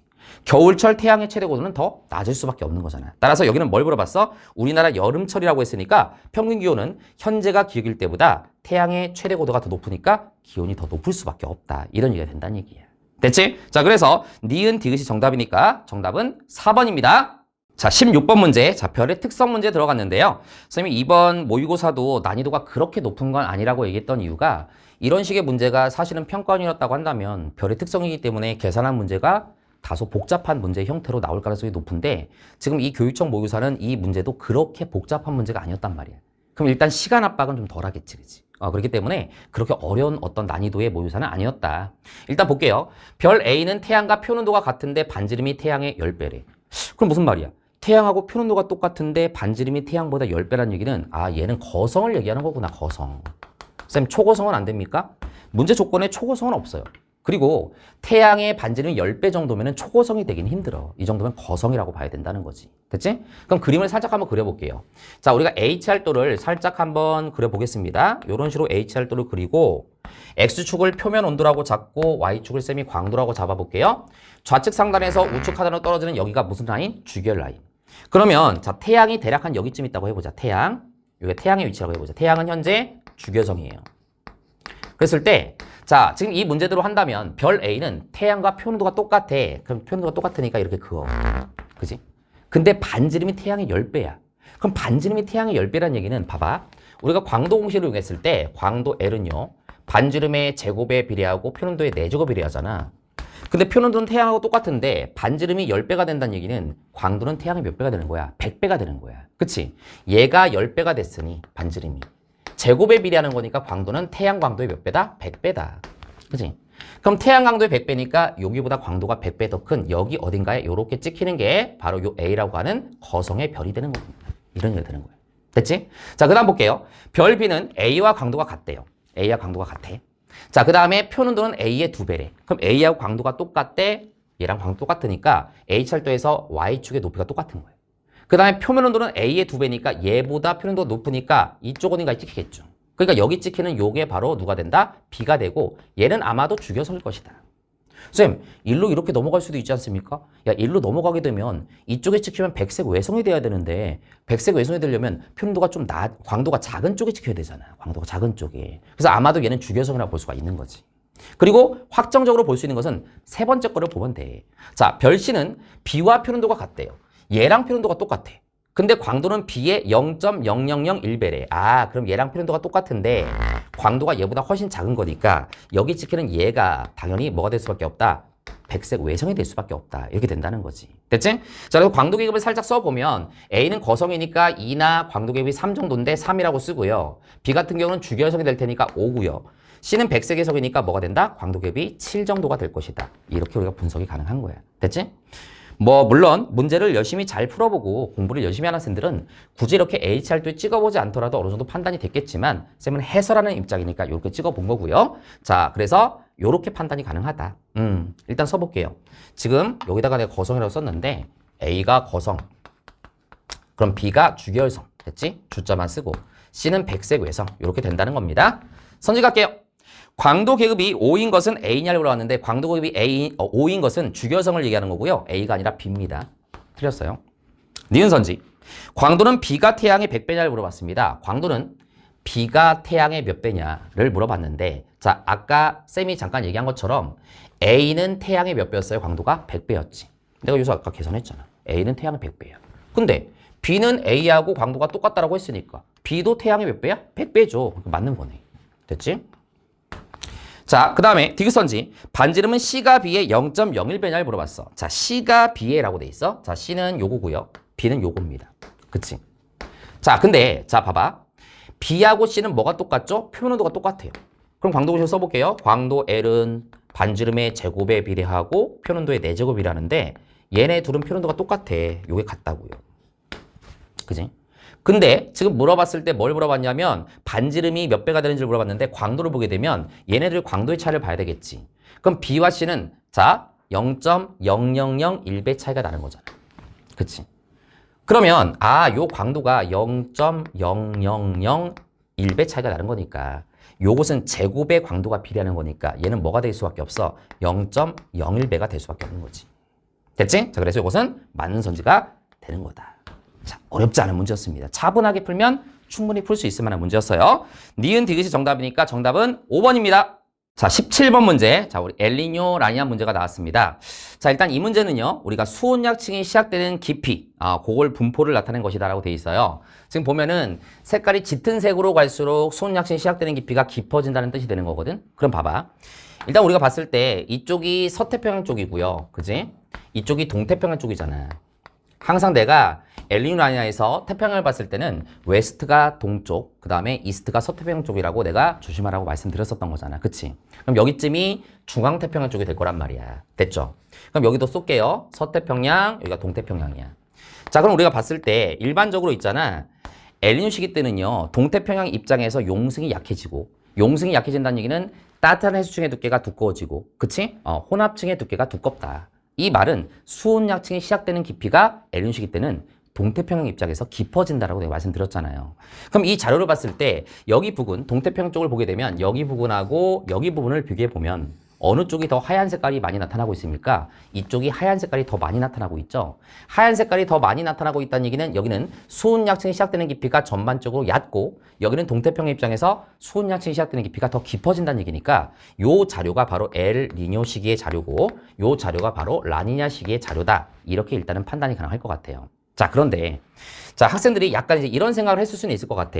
쌤, 근데요, 여기 쪽을 보게 되면 여기 조금 짙은 색이 나타나는 것으로 봐서, 오히려 여기 부분을 봤을 때는 수온약층이 시작되는 깊이가 동태평양 입장에서 더 깊어지니까 얘를 엘니뇨 시기라고 판단할 수도 있는 거 아닙니까? 근데 그렇게 생각하면 안 돼. 알았지? 전반적으로 여기하고 여기를 봤어야 되는 거지. 아니면 서태평양 쪽을 본던가. 알았지? 근데 쌤이 이런 정도는 얘기를 해볼게요. 자, 봐봐. 선생님 수업 시간에 무슨 얘기를 한 적이 있었냐면 이런 얘기를 한 적이 있었잖아. 라니냐 시기 때는요, 무역풍이 강하게 불기 때문에, 그치? 자, 따뜻한 물이 서쪽으로 많이 운반이 돼서 해수면의 경사의 차이가 이렇게 커진다.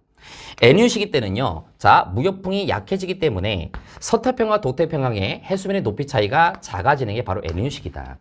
그럼 요걸 라니냐 시기, 요걸 엘니뇨 시기라고 했을 때 쌤이 뭐라고 그랬냐면 수온약층이 시작되는 곳, 그 경계도 이 해수면의 경사가 급하면 똑같이 반대 경향으로 급하게 이런 식으로 기억하면 되고 엘니뇨 시기 때는 해수면의 경사가 서태평양과 동태평양이 완만하게 나타나기 때문에 수온약층이 시작되는 깊이도 경사가 완만하게 이렇게 나타난다고 내가 말씀드렸던 거잖아. 그치? 그럼 우리가 어떤 걸 봐도 괜찮냐면 이 문제가 헷갈리면 라니냐 시기 때는 이쪽과 이쪽에서 수온약층이 시작되는 깊이의 차이가 크게 나타나는 게 라니냐 시기고 동태평양과 서태평양에서 수온약층이 시작되는 깊이의 차이가 적게 나타나는 게 바로 엘니뇨 시기라고 판단한다면 만약에 헷갈렸을 때 이 그림을 봐봐. 이 그림을 보면은 이쪽과 이쪽을 봤을 때 색깔 차이가 크게 나타나지 않지. 근데 얘 같은 경우는 이쪽과 이쪽 짙은 색을 봐봐. 색깔 차이가 어떻게 나타나? 크게 나타나잖아. 따라서 이 가가 나보다 동태평양과 서태평양에서 수온약층이 나타나기 시작하는 깊이가 차이가 더 크다는 얘기야. 그 말의 의미는 여기가 라니냐고 여기가 엘니뇨다. 이렇게 우리가 판단할 수가 있는 거지. 우리가 실제로 엘니뇨 라니냐 같은 경우는 실직 자료를 가지고 문제를 내는 경우가 많아서 우리가 생각하는 것만큼 모든 지점이 다 딱딱 떨어지는 건 아니란 말이야. 그러니까 우리는 전반적인 경향성을 가지고 토대로 종합적으로 판단하는 연습을 하셔야 된다는 얘기죠. 됐죠? 선제 가볼게요. 가는 라니냐 시기냐를 물어봤습니다. 가는 라니냐 시기가 맞죠? 동태평양 적도 부근 해역의 용승은 나가 가보다 강하냐? 아니죠. 라니냐 시기 때가 더 강한 거니까 틀렸어. 디귿선지. 나일 때 동태평양 적도 부근 해역에서 해수면의 높이 편차는 양수냐를 물어봤는데 나일 때는 엘니뇨 시기고 엘니뇨 시기 때는 해수면의 높이 편차라고 했으니까 동태평양 입장에서 해수면의 높이가 평상시보다 더 어떻게 돼야 돼? 동태평양은 더 높아져야 되는 거잖아. 그치? 더 높아져야 된다라고 우리가 볼 수가 있는 거니까 자, 우리가 양수다. 이것은 맞는 선지라고 볼 수가 있다라는 겁니다.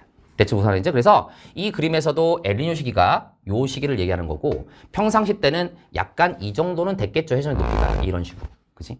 근데 평상시에 비해서 동태평양의 해수면 높이가 높아졌으니까 편차가 양수가 된다는 거야. 서태평양은 오히려 뭐가 되겠습니까? 평상시보다 낮아졌으니까 음수가 되겠지.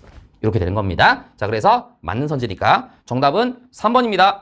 자, 18번 문제. 자, 외계 행성 탐사 문제 나왔네요. 자, 요거는 행성의 공전 궤도면과 관측자의 시선 방향이 나란하지 않은 60도의 각을 이루고 있을 때의 문제고, 교육청 모의고사에서 이런 문제를 되게 좋아하죠. 그래서 과거 기출문제에서도 많이 나왔었고, 쌤이 수업 때도 이런 문제는 자주 나오는 수가 있으니까 식을 외워버리는 게 편하다라고 내가 말씀드렸어요. 근데 선생님은 어쨌든 해설하는 입장이니까 다시 한번 원리를 한번 설명하고서 다시 한번 식을 정리해 주도록 하겠습니다. 자, 볼게요.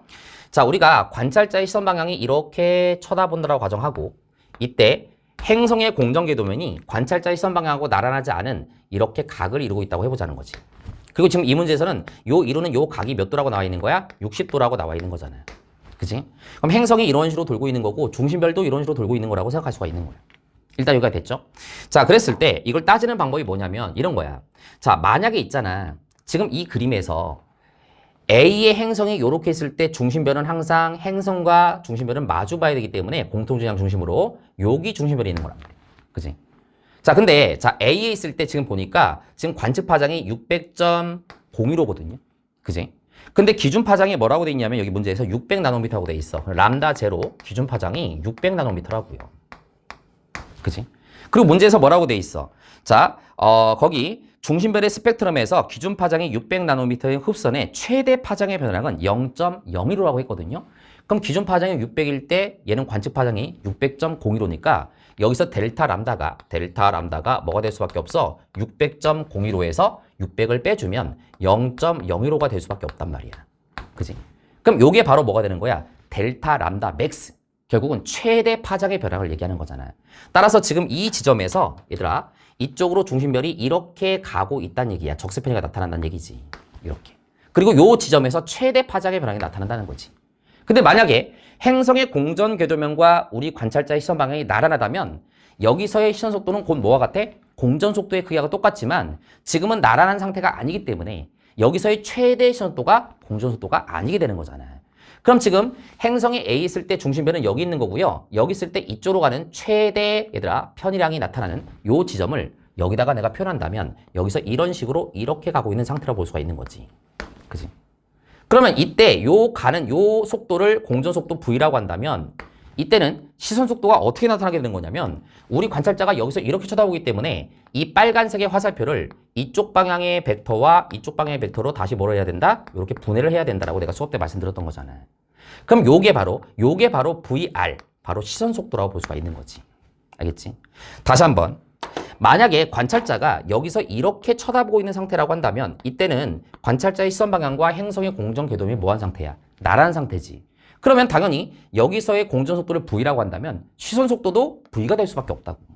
그지? 근데 지금 관찰자가 이렇게 쳐다보이는 상태이기 때문에 공전 속도는 V지만 시선 속도는 이 벡터에 대해서 이쪽으로 멀어지는 속도 성분만을 우리는 시선 속도라고 하기 때문에 요만큼이 시선 속도가 될 수밖에 없다.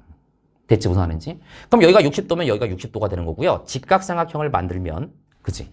결국 60도가 되는 거니까 여기서 B가 몇 대 몇이 나와야 됩니까? 여기를 1이라고 잡았을 때 여기는 2가 나올 수밖에 없다. 1대 루트 3대 2가 되는 거예요. 따라서 이렇게 행성의 공전 궤도면과 시선 방향이 이루는 각이 60도가 돼버리면 얘들아 공전 속도와 시선 속도는 몇 대 몇? 2대 1이 될 수밖에 없다는 얘기지. 물론 이때 시선 속도는 최대 시선 속도를 얘기하는 거예요. 알았지? 지금 이 상황에서의 최대 시선 속도는 어쨌든 요걸 하는 거지. 됐어? 그러면 내가 식을 어떻게 쓸 수 있다고 그랬어? 결과적으로 시선 속도를 VR이라고 한다면 시선 속도 VR은 공전 속도 V에다가 곱하기 뭐를 해주면 된다? 코사인 세타를 해주면 되고요. 이 세타가 바로 행성의 공전 궤도면과 관찰자의 시선 방향이 이루는 각을 얘기하는 거라고 그랬잖아요. 그래서 이렇게 나란하지 않은 경우는 이제 외워버리세요. 시험이 잘 나오는 거니까. 최대 시선 속도는 공전 속도 곱하기 코사인 세타가 되는 거야. 됐지? 그럼 이거 이런 얘기네. 만약에 여기서 중심별의 공전 속도를 구하고 싶다. 그러면 최대 시선도가 나타나는 게 바로 A에 있을 때를 얘기하는 거니까 A에서의 중심별의 시선도를 구하고 거기다가 곱하기 뭐를 해주면 돼? 2를 해주면 이게 바로 공전 속도의 크기가 될 것이다. 이렇게 된다는 거죠. 됐지? 선지 가볼게요. 행성이 A에 위치할 때 중심별의 스펙트럼에서 청색 편이가 나타나느냐? 기준 파장보다 관측 파장이 길었기 때문에 얘는 적색 편이가 나타나야 되죠. 틀린 선지.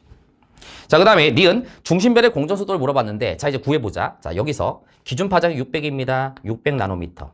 자 파장의 변화량은 0.01호. 그지?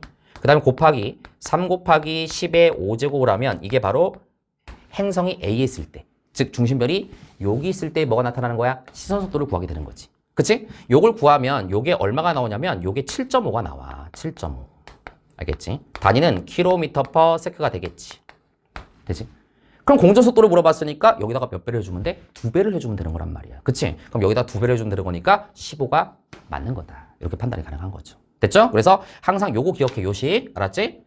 최대의 시선속도는 행성의 공전 궤도면과 시선 방향이 나라지 않을 때 공전속도 곱하기 코사인 세타고, 이 문제에서는 세타가 60도라고 했으니까 여기다가 2분의 1 곱하면 시선속도. 그 말은 시선속도에다가 2배를 하면 뭐가 된다? 공전속도가 된다는 얘기야. 됐죠? 자, 디귿선지. 행성이 C에서 D로 공전하는 동안이라고 돼 있는데, C에서 D로 공전한다는 얘기는, 자, C가 여기 있으니까 중심변은 여기 있는 거죠. 행성이 D에 있으면 중심변은 여기 있는 거니까 이렇게 돌고 있을 때를 얘기하는 거야. 그지?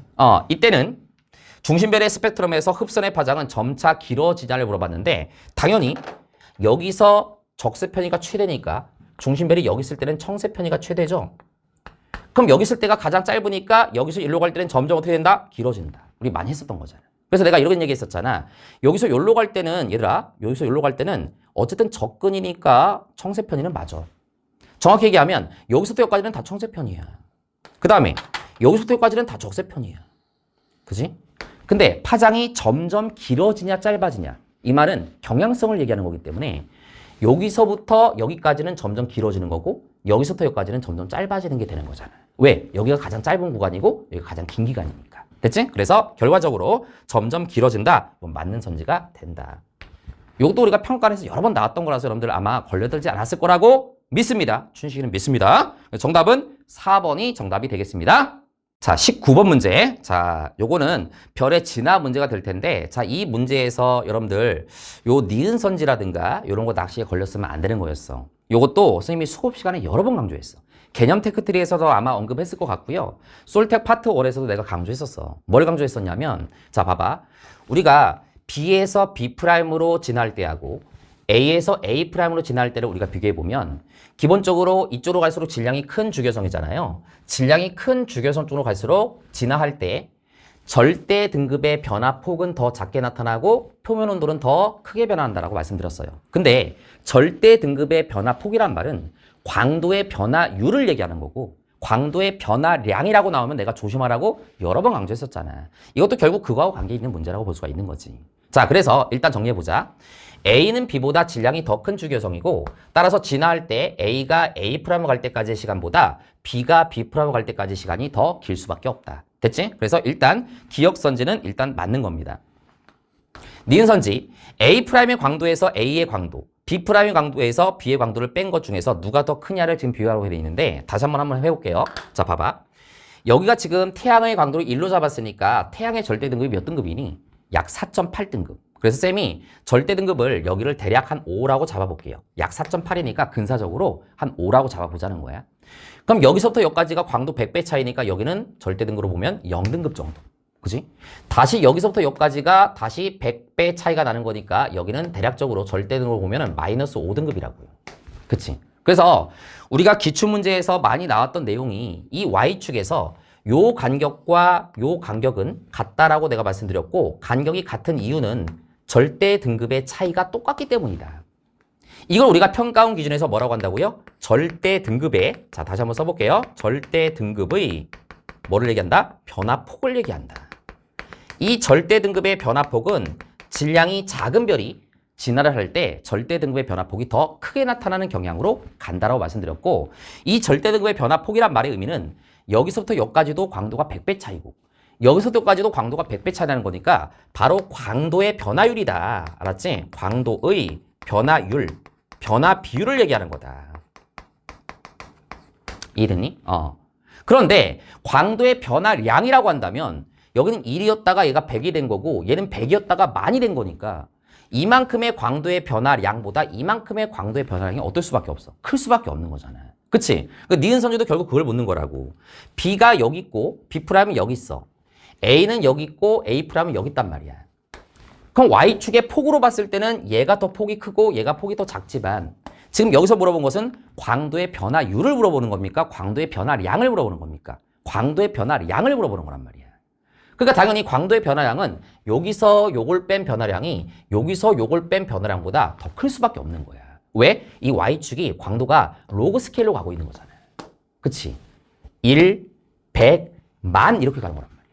그러니까 이쪽의 광도의 변화는 딱 봤을 때 클 수밖에 없는 거야. 이거 조심했어야 되는 거였습니다. 알았지? 수업 시간에 내가 여러 번 강조했었던 내용이잖아. 그래서 이거는 맞는 선지가 된다. 됐죠?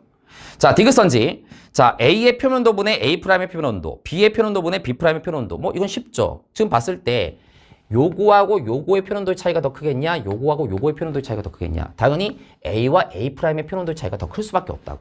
그치? 그러니까 지금 결과적으로 얘네들의 표면도의 차이가 얘네들의 표면도 차이보다 더 클 수밖에 없어. 클 수밖에 없다고. 근데 지금 이 문제에서 A의 표면도가 지금 주결성 단계일 때 표면도니까 이때가 분모값이 되는 거잖아. 그치? 그러니까 이 차이가 더 크니까 분모가 작고 분자가 더 클 테니. 그치? 아, 미안. 분모가 크고 분자가 더 작을 테니. 그치? 요게 크고 요게 더 작을 테니. 그치? 요것은 얘들아 결과적으로 어떤 선지가 될 수밖에 없다? 맞는 선지가 될 수밖에 없다.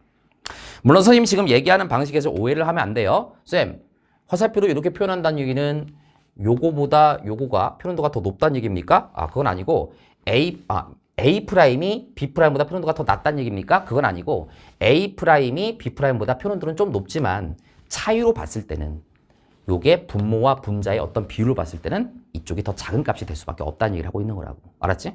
말이 좀 헷갈리는데. 다시 한번. A는 B보다 표현도가 높아. 그리고 A 프라임도 B 프라임보다 표현도가 높긴 해. 근데 얘네 둘의 차이가 크다는 의미로 화살표를 표현했다라고 생각을 해주면 되겠습니다. 이해됐지 무슨 말인지? 자, 그래서 정답은 5번이 정답이 되겠습니다. 자, 20번 문제. 자, 허블 법칙 문제 나왔습니다. 자, 우리 은하들의 어떤 위치 관계, 정확히는 여기 나와 있는 것은 우리가 관측 파장을 얘기하는 거겠죠? 자, 그랬을 때 기준 파장, 자, 람다 제로가 400 나노미터라고 되어 있어요. 됐지? 그럼 얘는 파장의 변화량이 뭐 굳이 쓰자면 얘는 12가 되는 거고요. 얘는 파장의 변화량이 굳이 쓰자면 얘는 얼마가 돼? 18이 되는 거잖아. 그치? 그럼 우리는 일단 확인할 수 있는 것은 동일 기준 파장에 대해서 파장의 변화량의 비가 12대 18이 되는 거니까 자, 6, 2, 12, 6, 3, 18 해가지고 요 은하들의 관계와 요 은하들의 관계를 봤을 때는 2대 3이 되는 거다. 알았지? 그럼 파장의 변화의 비가 2대 3이니까 후퇴 속도의 비도 2대 3이고 거리의 비도 2대 3이 된다는 것을 일단 알 수가 있습니다. 됐지? 자, 근데 이 문제 조건에서 자, 우리가 위치 관계를 미리 한번 정하고 가볼게요. 자, 뭐라고 돼 있냐면은 자, 우리 은하를 여기다가 한번 잡아볼게요. 자, 우리 은하. 여기를 우자만 쓸게요. 우리 은하. 됐지? 그래서 문제에서 뭐라고 돼 있냐면은 BC는 동일한 시선 방향이 있다고 돼 있으니까 자, 이쪽 방향 여기 어딘가에 이쪽 방향에 B와 C가 있어. 됐지? 그 다음에 문제 조건에서 또 뭐라고 돼 있냐면은 A와 B의 시선 방향은 180도로 이룬다고 돼 있으니까 자, B가 이쪽 방향으로 했을 때 A는 이쪽 방향에 있는 거야. 180도니까 이런 느낌이 되는 거지. 됐지? 일단 요 정도까지만 일단 판단하고 선지에 들어가도록 하겠습니다. 기억! 우리 은하에서 B까지의 거리는 180 메가파섹보다 기냐를 물어봤는데 자, 우리 은하에서 B까지의 거리니까 자, 우리 은하 B 이거 좀 헷갈려요. 관측 파장이 뭐예요? 418. 됐지? 그럼 요거 갖다가 후퇴 속도를 구하면 되겠다. 우리 나에서 B를 봤을 때 B의 후퇴 속도를 이렇게 놓으면은 자, 얘들아 기준 파장이 400이니까 400이 되고요. 그 다음에 파장의 변형이 18입니다. 그치? 곱하기 3 곱하기 10의 5제곱을 하면 이게 바로 후퇴 속도가 나오겠지. 그치? 요걸 계산하면 쌤이 일단 계산을 해봤거든요. 얼마가 나오냐면 13,500인가가 나올 거야. 그 13,500이 나온다. 됐어? 단위는 킬로미터 퍼 세크가 나오겠지. 자, 근데 문제 조건에서 허블 상수가 얼마라고 되어 있냐면 70이라고 되어 있거든요. 그럼 요거를 70으로 뭐 해주면 돼? 나눠주면 되겠지? 그럼 요걸 70으로 나눠주자. 그럼 13,500인데 후퇴 속도가 허블 상수가 70이니까 요걸 70으로 나눠준다. 그러면 딱 봐도 자, 여기 70이고 여기 13,500이니까 얘가 180보다 기냐 짧냐를 물어봤으니까 요걸 180 메가파섹하고 비교를 해주면 되겠다. 그치? 비교를 하면 요거에 비해서 요게 더 클 수밖에 없다고. 됐지? 그래서 일단 기억선지는 맞는 거야. 자, 니은선지. A에서 관측한 C의 후퇴 속도는 9,000년을 물어봤는데 자, A하고 C니까 자, A하고 C면 요걸 보면 되겠다. 자, 파장의 변화가 얼마예요? 12네. 자, 그럼 간단하게 써보면 400분의 얘들아 12가 되겠지? 400분의 12. 그럼 400분의 12면 얼마가 되겠습니까? 자, 100분의 3이니까 얘는 0.03이라고요. 요게 뭐예요? 적세편이가 0.03이야. 그럼 적세편이가 0.03이니까 암산호에도 괜찮겠지? 여기다가 뭐를 곱하면 돼? 빛의 속도 3 곱하기 10의 5제곱을 곱하면 되는 거니까 3, 3은 9, 9,000km/s가 맞는 거지. 됐지? 자, 우리는 디귿선지만 해결하면 될 텐데 이게 좀 헷갈려요. 기억 플러스 6은 니은과 같냐를 물어봤거든요. 자, 이 말의 의미는 뭐냐면 기억에서 자, 얘를 일로 넘겨. 그지? 빼기 니은은 자, 얘를 일로 넘기면 마이너스 6이냐 이거야. 마이너스 6이냐. 그치? 그럼 요것을 딱 봤을 때, 아, 여기서 물어보려고 하는 것은 여기서의 관측 파장이 410이고 여기서의 관측 파장이 418이니까 418에서 412를 빼면 6. 반대로 412에서 418을 빼면 마이너스 6이니까 여기서 요걸 뺀 거하고, 그치? 여기서 요걸 뺀 것이 같냐는 것을 지금 돌려서 묻고 있는 거잖아. 다시 한번. 여기서 요걸 뺀 거와 여기서 요걸 뺀 값이 같냐는 것을 지금 돌려서 묻고 있는 거라고. 이해됐어요? 무슨 말인지? 그러면 자, 위치를 한번 따져보도록 하겠습니다. 자, 어떻게 따지면 되는 거냐? 자, 일단 봐볼게요. 일단 우리가 어떻게 따지면 되냐면 A를 대략 한 여기쯤에다가 놔볼게요. A 위치가 이쪽에 있다고 해보자. 됐지? 그럼 아까 내가 잠깐 얘기했지만 자, 은하 A와 C의 거리가 만약에 2라고 한다면 은하 B와 우리나의 거리가 3이라고 볼 수가 있는 거잖아. 그치? 그럼 결과적으로 은하 A와 그 다음에 은하 C가 대략 한 여기쯤 있다고 잡아볼게요. 그치? 요 거리를 2에 빌어본다면 우리 은하에서 B, 우리 은하에서 B의 B는 3이 되는 거니까 B를 한 대충 한 여기쯤에다가 조금 더 멀리 한 여기쯤에다가 이렇게 잡아볼게요. 됐지? 이런 느낌이잖아. 그러니까 요게 2일 때 요 거리가 3 정도가 된다. 이런 얘기가 되는 거야. 대략 이런 식으로 설정하자는 거지. 됐지? 자, 그랬을 때, 자, 일단 쌤이 어떻게 할 거냐면, 이렇게 한번 볼게요. 자, 여기서 우리가 알 수 있는 것은 A와 C 관계니까 A와 C가 여기서부터 여기까지야. 자, 잘 봐. 내가 연두 색깔로 해볼게요. 요거. 됐어? 여기에 해당되는 관측 파장이 얼마예요? 410입니다. 여기서 해당되는 요 관측 파장이 요게 412야. 파장의 변화량은 12가 되겠지. 됐지? 자, 그 다음에 요거 418이 뭐냐면 우리 은하에서 B야. 우리 은하에서 B가 요거지. 여기서부터 요까지에 해당되는 요 거리에 해당되는 관측 파장이 418. 파장의 변화량은 18이 나온 거야. 그래서 418이라고 써줄게요. 418. 이렇게 되는 거지. 됐지? 그치. 그러면 요거에서 요걸 빼면 뭐가 되는 거야? 마이너스 6이 되는 거잖아. 그치? 그럼 우리가 요거와 비교하려고 하는 게 기억 마이너스 D이거든요. 기억은 뭐를 얘기하는 거냐면 우리 은하와 은하 A를 얘기하는 거야. 알겠지? 우리 은하와 은하 A. 즉 우리 은하에서 은하 A를 봤을 때의 관측 파장이 되겠지. 그럼 우리 은하와 우리 은하 A니까 요거야, 요거. 요거에 해당되는 관측 파장이 기억이라는 얘기잖아. 기억. 자, 이해되지? 그 다음에 자, 니은은 뭐를 얘기하는 거냐면 은하 B와 은하 C의 관계야. 은하 B와 은하 C의 관계니까 요거에 해당되는 요게 바로 관측 파장이 니은이 나온다는 얘기야. 됐지?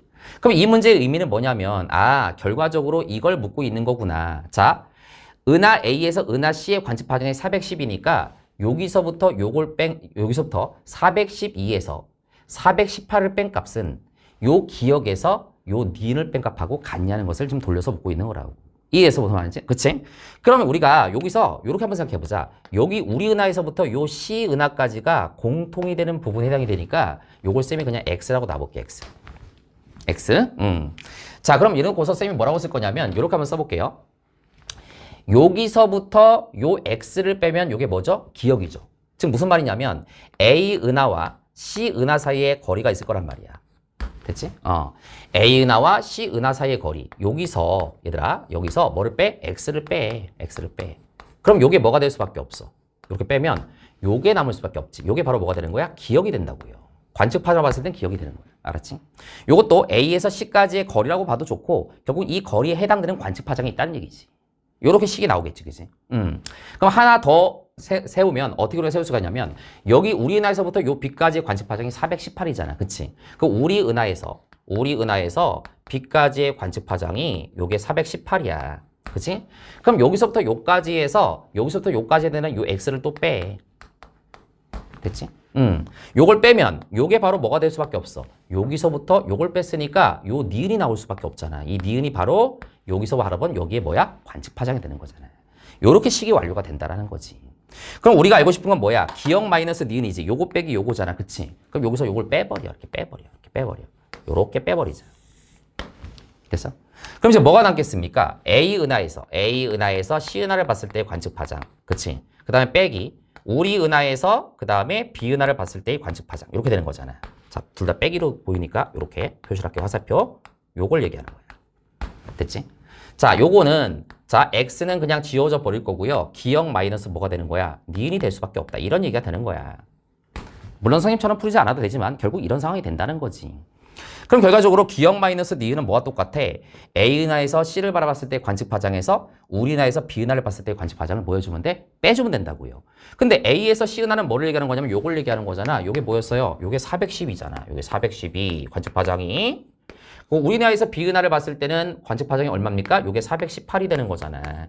그럼 요게 얼마가 될 수밖에 없어? 마이너스 6이 될 수밖에 없으니까 기억 마이너스 니은도 뭐가 될 수밖에 없어? 마이너스 6이 될 수밖에 없다. 이런 논리가 된다는 거야. 그래서 기억 마이너스 니은이 마이너스 6이 될 수밖에 없으니까 요건 맞는 선지가 된다. 이렇게 판단한 문제가 되는 거지. 그러니까 이런 문제 풀 때는 여기 주어진 식을 가지고 요게 뭘 의미하는 건지를 판단하면 되는 거야. 이거 판단하는 게 바로 이제 요걸 이용하라는 문제가 되는 거구나. 그럼 딱 봤을 때 느낌적으로 아 여기서 요 차이가 6 차이 나니까 여기서 요 차이도 6 차이가 나는지를 지금 돌려서 묻고 있는 거라는 거지. 이해됐죠? 못하는지? 자, 그래서 정답은 5번이 되는 거고요. 여기까지 해서 해설 강의를 마무리하도록 하겠습니다. 수고하셨습니다.